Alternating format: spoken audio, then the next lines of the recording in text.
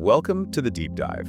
Today, we are taking a look under the hood of human behavior. We're diving into these hidden structures that secretly dictate our lives.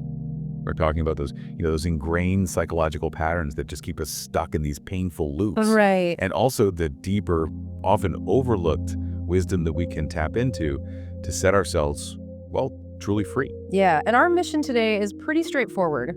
We want to give you actionable tools to stop repeating a painful past and start, intentionally building an aligned future. It's a huge mission. It is, because the material we've synthesized today, it really bridges two worlds that are usually kept separate. On one hand, you have established evidence-based psychological techniques. Like CBT. Exactly, like cognitive behavioral therapy, schema therapy. And then on the other hand, you have these profound spiritual concepts. Things like connecting with your higher self, understanding synchronicity. You're saying you need both. We think so. We're extracting practical methods from both domains because to truly change, you need to challenge those inherited negative thought patterns and actively solicit reliable inner guidance. Okay, let's unpack this. Let's start with the problem itself. Because if you've ever looked back on your life and realized, oh my God, I've been dating the same person with a different face for 10 years. Right. Or, you keep sabotaging your own success right when you're about to get there. Yeah. These self-defeating patterns are profoundly real. This is what we're calling the trap. It is the trap. And the foundational psychological concept here is known as repetition compulsion. It's an idea that actually comes from Freud. Repetition compulsion. Yeah, it's this unconscious tendency to repeatedly place yourself back into past traumatic experiences or circumstances, sometimes literally, sometimes, just symbolically. Why would we do that? Well, it's almost as if your psyche is desperately trying to rewrite history. It's reenacting the trauma in an attempt to finally gain mastery over it, or to fix what happened when you were, powerless as a child. But that's the dark irony of it, isn't it? I mean, by repeating the experience, you never actually gain mastery. You don't. You just perpetuate the cycle. You re-traumatize yourself. So why does our brain default to something that's so demonstrably unhealthy? It sounds totally paradoxical, I know, but humans find this profound comfort in what is familiar and predictable. Even if it's painful. Even if the predictable outcome is destructive, let's say emotional distance in a relationship, that familiar pain can feel safer than entering a new, healthy experience that is completely untested and therefore, to the brain, kind of scary. So the familiar pain gives you a weird sense of control. A perverse sense of control, exactly. This drive is so powerful that it actively hinders progress and,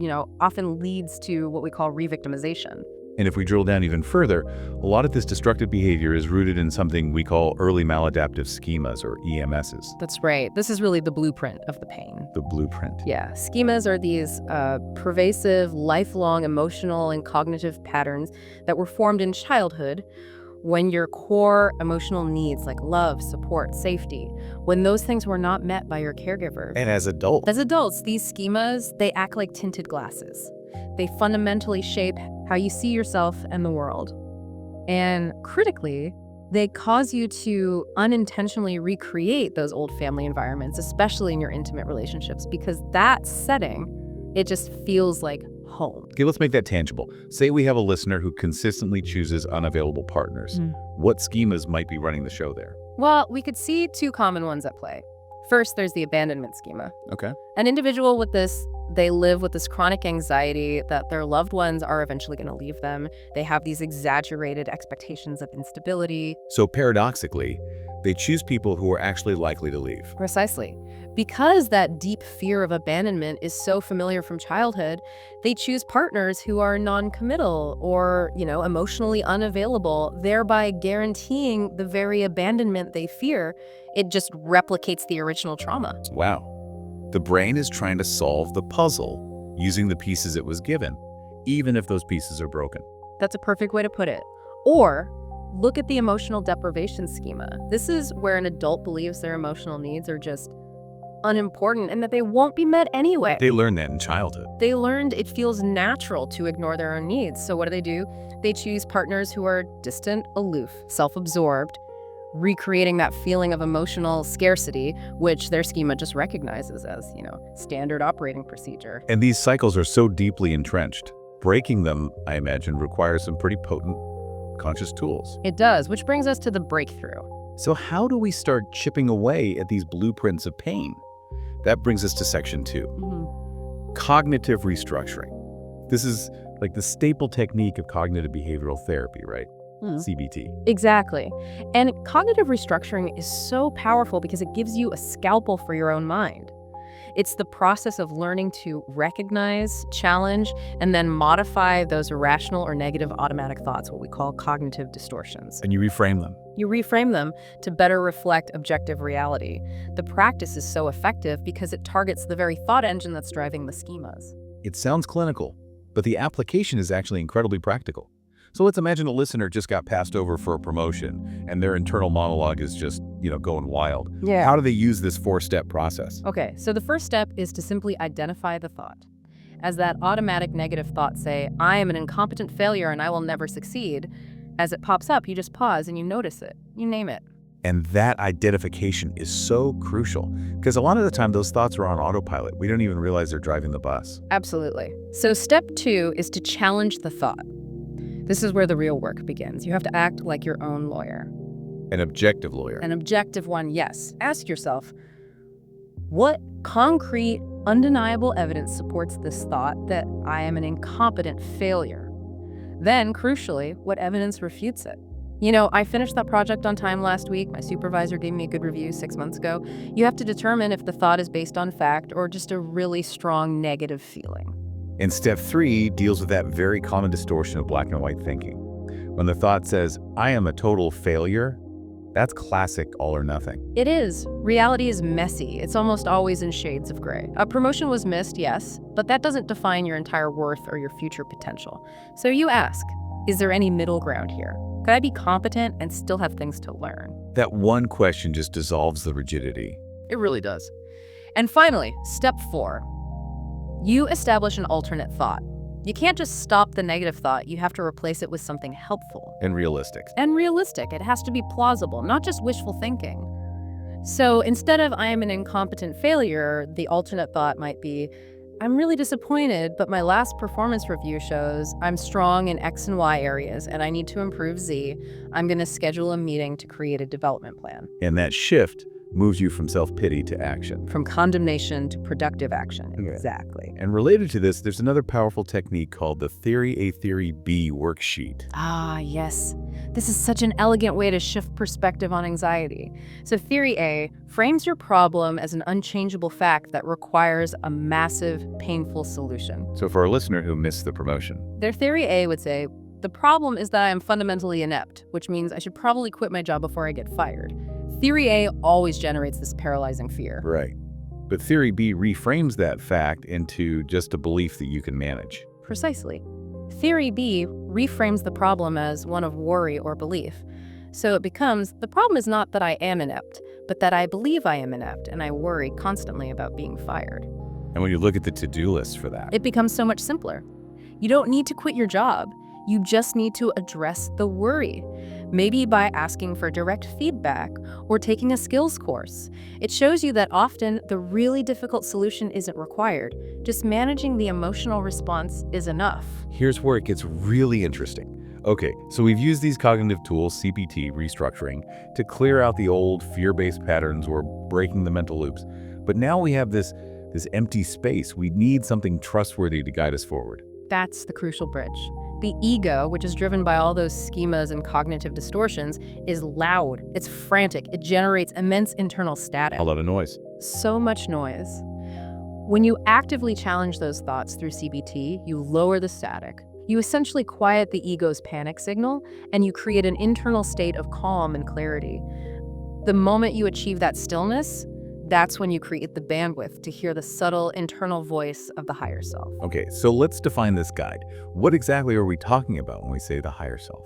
The higher self is often described as the most enlightened, spiritually evolved aspect of you. It's operating on a higher level of consciousness. It's free from all the limitations of the ego, the past trauma, the fear-based programming we just talked about. So what does it embody? Wisdom, peace, unconditional love, and a connection to source.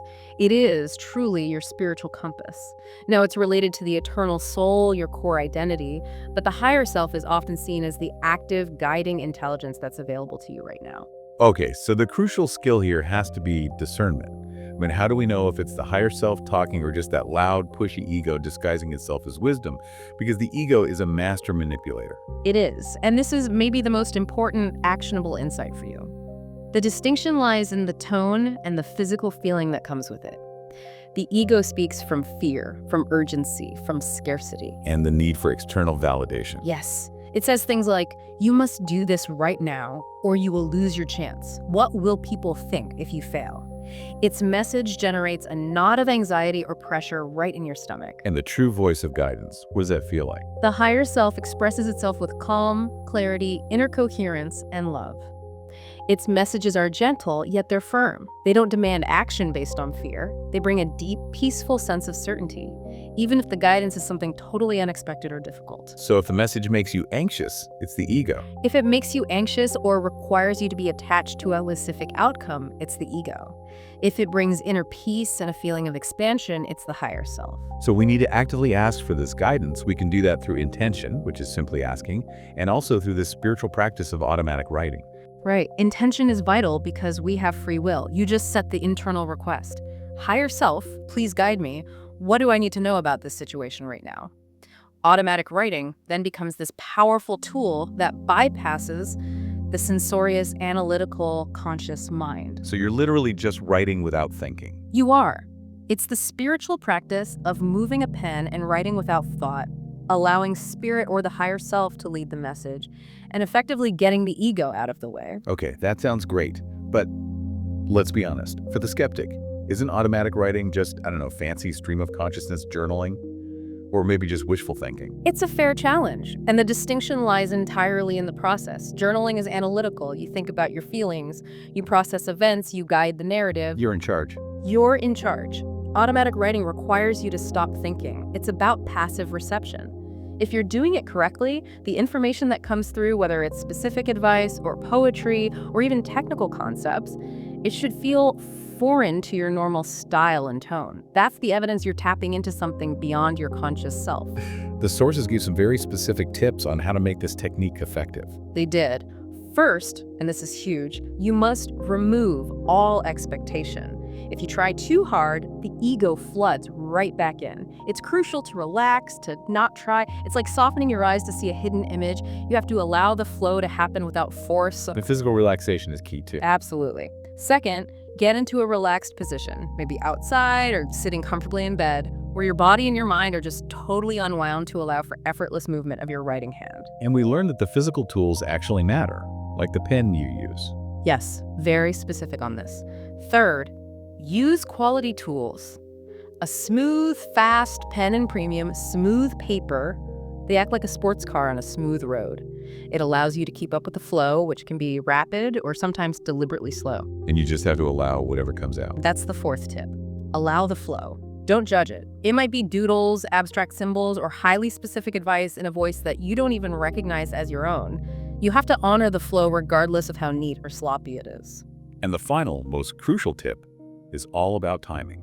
The fifth tip is to write first thing in the morning, before your mind has fully engaged with social media or emails or the day's tasks. And if you're really serious about it, setting an alarm for 4 a.m. can work wonders because the conscious mind is likely still asleep. It's the least filtered connection you can get. Okay, moving from that inner guidance to outer signals, we have to discuss the profound concept of synchronicity, guidance showing up in the world around us. Synchronicity, yeah. As Carl Jung defined it, it's not just a coincidence, it's the occurrence of two or more events that are meaningfully related, but you can't explain them by normal cause and effect. It suggests there's a deeper underlying order or intelligence in the universe that is communicating with you. So what elevates a normal coincidence into a real synchronicity? It requires this powerful alignment between a subjective internal state, a thought, a decision you're wrestling with, a powerful emotion, and a highly relevant, objective external event that happens at the same time. Can you give an example? Sure. Let's say you've been agonizing over whether to accept a job overseas, and the very next day, a book falls off your shelf, and it opens to a chapter describing someone's transformative move abroad. Okay, there's no causal link there. None. But the meaning is just. It's undeniable. Jung felt these mirrored our deep psychological needs and provided guidance. They're like the universe's signposts. In some spiritual traditions, they link these repeating patterns and these signposts not just to psychology, but to a much grander spiritual plan, the concept of soul contracts. This takes the whole idea of patterns even deeper. Soul contracts are seen as these pre-life agreements made by your soul, often with fellow travelers, family members, key partners, colleagues, to facilitate crucial lessons in spiritual evolution. Wow. This forms the essential backbone of your life's purpose. It outlines the growth opportunities you actually chose to encounter. That reframes struggle completely. It means the difficult relationships or the major setbacks, they weren't random. Not at all. And this also reframes the whole idea of karma. Karma isn't punishment, it's a cosmic feedback mechanism. It's a divine do-over. If you miss a crucial lesson on, say, self-worth or boundaries, the universe ensures you re-encounter similar situations until that lesson finally clicks into place. And those really intense disruptions, like a job loss or a health crisis, what are those? Those can be seen as error-correcting codes. Error-correcting codes, I like that. They're designed to redirect you back to your soul's intended path, like a forced system update. Precisely. They are soul-engineered redirects designed to disrupt the rigid, false self, the ego, and force you back into alignment with your soul's highest truth. They just strip away the illusion. And when these corrections happen, you have a crucial choice. You can either collapse into the victim role and stay stuck in the schema, or you can awaken to the turning point and choose to grow through the suffering, recognizing it as a sacred alarm. So what does this all mean? It means we've covered the full integrated spectrum of self-liberation. We established that psychological patterns like schemas and repetition compulsion, they lock us into these painful, predictable cycles. Then we introduced the powerful mental tools of CBT, of cognitive restructuring, to actively break those mental loops and clear out the static of the ego. Right. And finally, we explored how spiritual guidance, through the clarity of the higher self, the practice of automatic writing, and the signposts of synchronicity, how that provides the new aligned path forward, away from the old script. And the ultimate insight here, I think, is that your anxiety, your deep restlessness, or that depression that just won't lift. It might not be a personal flaw. It could be an alarm, a sacred ache telling you that the pattern you are living in is outdated and it no longer serves your soul's purpose. That's the call to action. It is. It's time to challenge those rigid, inherited psychological programs and start listening to the pure wisdom that has been coded within you since before you were even born. So if schemas and repetition compulsions are often viewed as these deep-seated psychological programs, and yet spiritual traditions suggest that we have the radical free will to identify and even revoke a negative soul contract, one that was agreed upon before we were born, then consider this.